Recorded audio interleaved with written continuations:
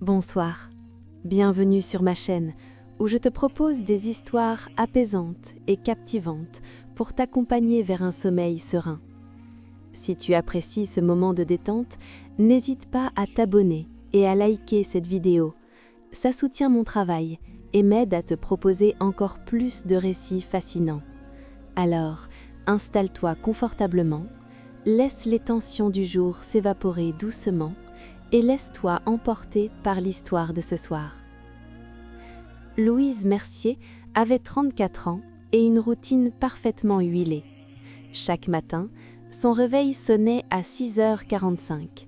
Elle se levait, enfilait sa robe de chambre grise et se dirigeait vers la salle de bain de son appartement parisien du 15e arrondissement.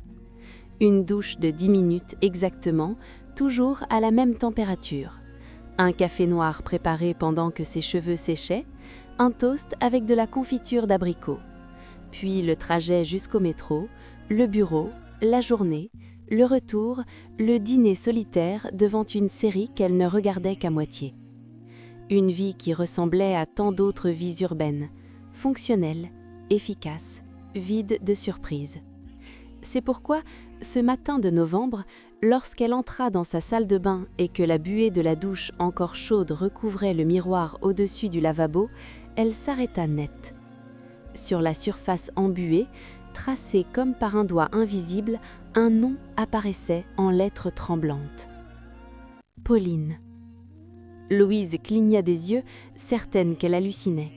Mais le nom était bien là, gravé dans la condensation, les lettres parfaitement formées. Elle tendit la main et l'effaça d'un geste rapide, son cœur battant plus fort qu'il ne le devrait. Pauline. Elle n'avait pas pensé à ce nom depuis des années. Pauline avait été sa meilleure amie au lycée. Elles étaient inséparables, partageant tout, les secrets, les rires, les rêves d'avenir. Elles s'étaient promis de rester proches pour toujours, comme le font les adolescentes qui croient encore que les promesses durent éternellement.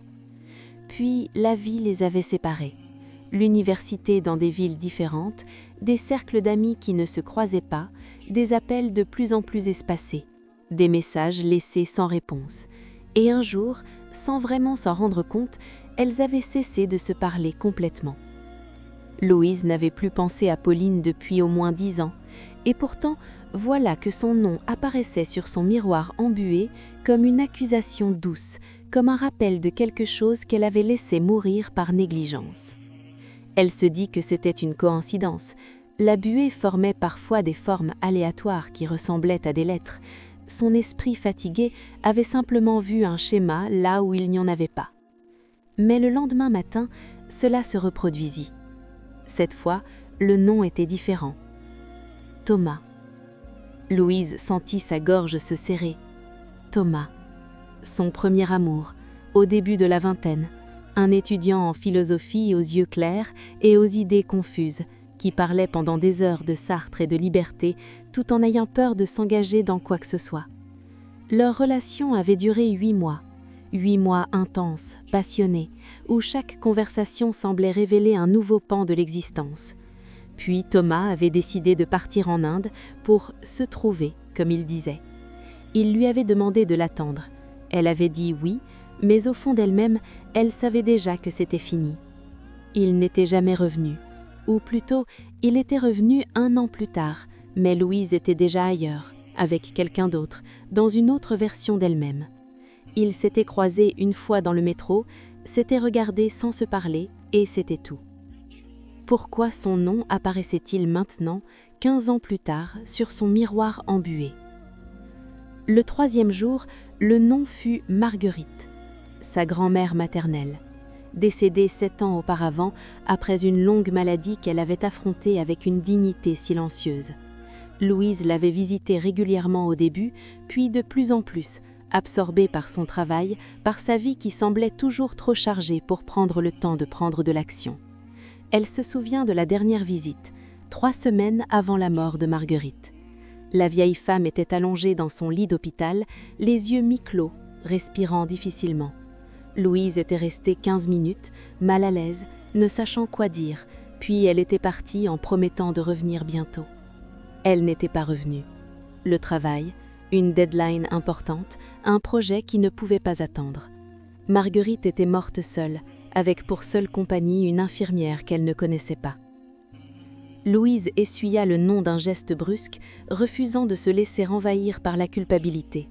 C'était ridicule, un phénomène naturel, de la condensation, rien de plus. Mais elle savait que ce n'était pas vrai. Les noms continuèrent à apparaître, jour après jour, avec une régularité implacable. Chaque matin, un nouveau nom. Toujours quelqu'un qu'elle avait connu, aimé, d'une manière ou d'une autre, puis laissé partir, ou abandonné, ou oublié.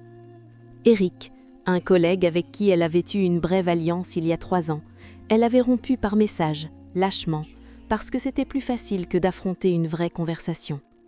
Sarah, sa sœur cadette, avec qui elle ne parlait presque plus depuis qu'un désaccord stupide au sujet de l'héritage de leurs parents les avait éloignés. Monsieur Dubois, son voisin âgé du 5e étage qui était mort seul pendant l'été. Louise l'avait croisé des centaines de fois dans l'escalier sans jamais vraiment lui parler, sans jamais lui demander comment il allait.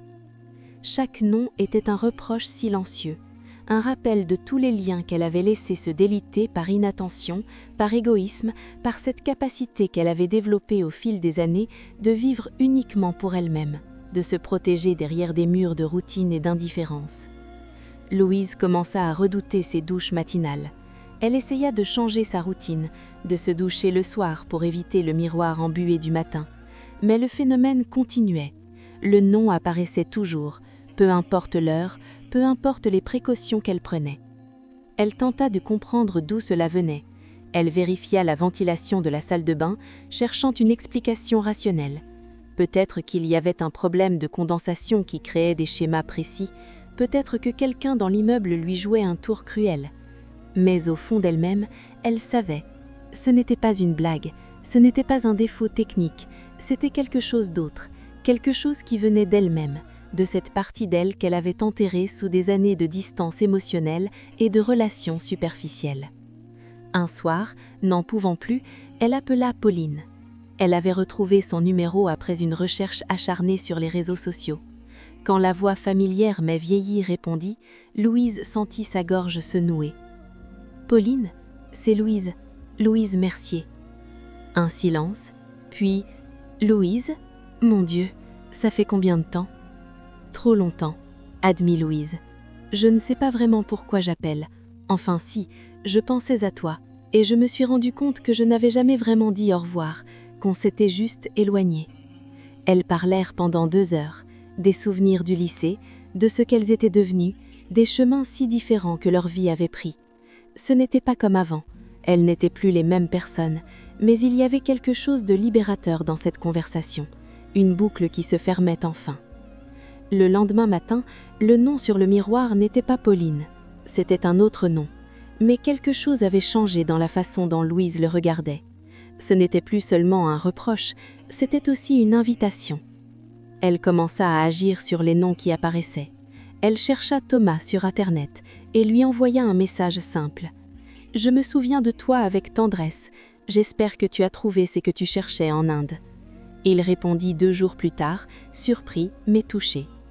Elle appela Sarah et lui proposa de déjeuner ensemble. La conversation fut difficile au début, tendue par des années de silence, mais elles finirent par pleurer ensemble, par se demander pardon pour des griefs qui semblaient maintenant si petits. Pour Marguerite, c'était trop tard pour s'excuser directement. Mais Louise se rendit au cimetière, s'assit devant la tombe et parla à voix haute. Elle dit tout ce qu'elle n'avait jamais dit. Combien elle avait aimé sa grand-mère, combien elle regrettait de ne pas avoir été là, combien elle aurait voulu avoir eu le courage d'être présente jusqu'à la fin. Les noms continuaient à apparaître, mais Louise ne les redoutait plus. Elle les accueillait comme des souvenirs qui méritaient d'être honorés, comme des personnes qui avaient compté, même brièvement, même imparfaitement. Et puis, un matin de janvier, 3 mois après le premier nom, quelque chose changea. Louise entra dans sa salle de bain, la buée recouvrait le miroir comme d'habitude, mais cette fois, aucun nom n'apparut. La surface était vierge, uniforme, juste de la condensation, sans forme ni message. Louise attendit. Peut-être que le nom allait apparaître plus tard, qu'il fallait juste patienter. Elle resta debout devant le miroir pendant quelques minutes, scrutant la buée. Rien. Elle essuya une partie du miroir pour se voir, et c'est là que quelque chose d'étrange se produisit. Elle ne se reconnut pas immédiatement. Oh, c'était bien son visage, ses traits, ses yeux, sa bouche, mais il y avait quelque chose de différent dans l'expression, dans le regard, comme si elle voyait une étrangère qui lui ressemblait sans être vraiment elle. Louise se pencha plus près. Qui était cette femme dans le miroir? Elle ressemblait à Louise Mercier, 34 ans, responsable marketing dans une entreprise de cosmétiques. Mais était-ce vraiment elle? Elle réalisa avec un frisson glacial qu'elle ne savait plus vraiment qui elle était au-delà de ses étiquettes superficielles. En effaçant systématiquement les gens de sa vie, en coupant les liens au lieu de les entretenir, elle s'était aussi effacée elle-même. Chaque personne qu'elle avait laissée partir avait emporté un morceau d'elle. Et maintenant, après tant d'années à se protéger, à vivre dans une bulle stérile de routine et de solitude choisie, il ne restait plus grand-chose. Les noms sur le miroir n'étaient pas des reproches, c'étaient des rappels de qui elle avait été quand ces personnes faisaient partie de sa vie. Avec Pauline, elle avait été spontanée, aventureuse. Avec Thomas, elle avait été passionnée, intellectuelle. Avec Marguerite, elle avait été tendre, patiente. En perdant ses relations, elle avait aussi perdu ses versions d'elle-même. Et maintenant que les noms ne venaient plus, maintenant qu'elle avait fait la paix avec son passé, elle devait affronter une question encore plus difficile. Qui était-elle maintenant? Qui voulait-elle devenir? Louise passa les jours suivants dans une sorte de brouillard contemplatif. Elle allait au travail, accomplissait ses tâches, rentrait chez elle. Mais quelque chose avait fondamentalement changé dans sa perception de sa propre vie. Elle regardait ses collègues avec des yeux nouveaux. Combien d'entre eux connaissait-elle vraiment? Combien de fois avait-elle refusé un café, un déjeuner, une conversation qui dépassait le strict cadre professionnel? Elle observait les gens dans le métro, chacun enfermé dans sa bulle, évitant le contact visuel, vivant des vies parallèles qui ne se touchaient jamais vraiment. Était-ce cela qu'elle voulait? Une existence de fantôme, passant à travers le monde sans y laisser de traces? Un soir, elle prit une décision. Elle allait reconstruire, pas nécessairement récupérer les relations perdues, car certaines étaient irrémédiablement terminées, mais créer de nouvelles connexions, réapprendre à laisser les gens entrer dans sa vie. Elle s'inscrivit à un club de lecture dans son quartier. Elle accepta l'invitation à déjeuner d'une collègue qu'elle connaissait à peine. Elle commença à dire bonjour à ses voisins, à vraiment les regarder quand elle leur parlait.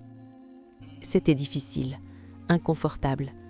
Elle avait passé tant d'années à se protéger que s'ouvrir lui semblait contre nature. Mais elle persistait, jour après jour, petit pas après petit pas. Et lentement, quelque chose commençait à changer. Elle riait plus, des rires vrais, pas les sourires polis et creux qu'elle distribuait machinalement. Elle se surprenait à penser à des gens en dehors de sa présence, à se demander comment allait un tel ou une telle. Elle se faisait des amis, pas des connaissances superficielles, mais de vraies personnes avec qui elle partageait des moments authentiques. 3 mois après le dernier nom, Louise se réveilla un matin et entra dans sa salle de bain. La buée recouvrait le miroir, comme toujours. Et cette fois, un nom apparut. Mais ce n'était pas le nom de quelqu'un qu'elle avait perdu ou oublié. C'était son propre nom, Louise. Elle resta figée, fixant les lettres tracées dans la condensation. Et elle comprit. Les noms étaient revenus, mais différemment. Ce n'était plus un rappel du passé, c'était une reconnaissance du présent. Elle était de retour. Après s'être perdue dans des années de détachement émotionnel, après avoir effacé tant de liens qu'elle avait fini par s'effacer elle-même, elle existait de nouveau. Pas comme une collection de routines et de fonctions, mais comme une personne, avec des relations, des émotions, des connexions au monde. Elle était Louise, et pour la première fois depuis longtemps, elle savait ce que cela signifiait. Le miroir ne montrait plus de nom après ce jour-là.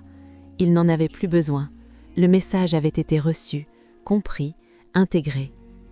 Mais parfois, quand Louise se regardait dans la glace, elle pensait à tous ces noms qui étaient apparus. Pauline, Thomas, Marguerite et tous les autres. Elle ne les oubliait plus. Elle les portait avec elle, non pas comme des regrets ou des fantômes, mais comme des parties de son histoire qu'il avait façonnées. Chaque personne qu'on aime, même brièvement, même imparfaitement, laisse une empreinte. Et ces empreintes, loin d'être des fardeaux, sont ce qui nous rend humains, ce qui nous donne de la profondeur, de la texture, de la substance. Les liens qu'on efface laissent parfois une trace plus profonde que ceux qu'on garde, car ils nous rappellent ce qu'on a perdu, ce qu'on a négligé, ce qu'on aurait dû chérir davantage. Et dans cette reconnaissance, dans cette mémoire consciente, on peut enfin commencer à honorer non seulement ceux qu'on a perdus, mais aussi la personne qu'on a devenue grâce à eux. Voilà, mon ami, l'histoire du nom sur le miroir touche à sa fin, mais son message demeure. Chaque personne qui entre dans notre vie, même brièvement, laisse une empreinte. Et quand nous effaçons ces liens trop facilement, nous risquons de nous effacer nous-mêmes. Car nous sommes faits de nos connexions, de nos relations, de tous ceux qui nous ont touchés et que nous avons touchés en retour. Si cette histoire t'a ému, si elle t'a fait penser à ces noms que tu portes peut-être en silence, n'hésite pas à liker cette vidéo et à t'abonner à ma chaîne. Ton soutien m'encourage à continuer à explorer ces vérités que nous oublions parfois dans le rythme effréné de nos vies. Partage cette histoire avec ceux qui ont besoin d'être rappelés que les gens comptent, que les liens méritent d'être entretenus, que nous sommes tous connectés de manières invisibles mais profondes. Je te retrouve très bientôt pour une nouvelle histoire. D'ici là, que tes nuits soient paisibles et que tu te souviennes de tous les noms qui ont compté. Bonne nuit et fais de beaux rêves.